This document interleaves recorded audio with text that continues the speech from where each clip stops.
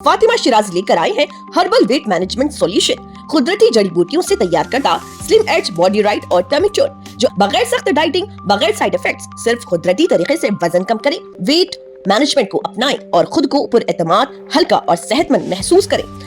अस्सलाम वालेकुम नाजरीन, KBN न्यूज़ में आप तमाम का खैर मकदम है। आइए जानते हैं आज की ताज़ा खबर। हैदराबाद साइबर क्राइम पुलिस ने 184 सोशल मीडिया अकाउंट्स को बंद कर दिया जो इलीगल बेटिंग और फेक इन्वेस्टमेंट स्कैम्स प्रमोट कर रहे थे। पुलिस ने इस पर काफी स्ट्रिक्ट एक्शन लिया है और कई लोगों के खिलाफ केस रजिस्टर किया गया है। अथॉरिटीज कह रही हैं कि ऐसे ऑनलाइन फ्रॉड से बचने के लिए लोग हमेशा अलर्ट रहें।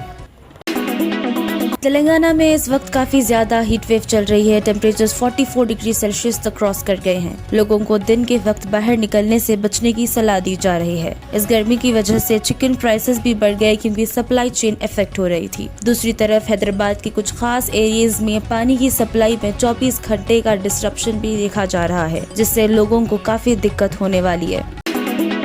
CM रेवंत रेड्डी ने ऑफिशियल्स को डायरेक्ट किया है कि वो लोगों के बीच रहकर उनकी प्रॉब्लम्स को सॉल्व करें। खासकर पानी और इरिगेशन इश्यूज पर फोकस दिया जा रहा है। BRS लीडर KTR ने एक स्ट्रॉन्ग स्टेटमेंट दिया कि कांग्रेस अगले 20 साल तक पावर में नहीं आएगी, जिससे पॉलिटिकल एटमॉस्फेयर और भी गर्म हो गया। Hyderabad traffic alert. आज उपल स्टेडियम के पास IPL मैच की वजह से ट्रैफिक डाइवर्जन्स लगाए गए हैं, इसलिए कम्यूटर्स को अल्टरनेट रूट्स लेने की एडवाइस दी गई है। नीट UG एग्जाम के चलते भी कई एग्जाम सेंटर्स के पास ट्रैफिक रेस्ट्रिक्शंस लगाए गए हैं ताकि स्टूडेंट्स को कोई दिक्कत ना हो।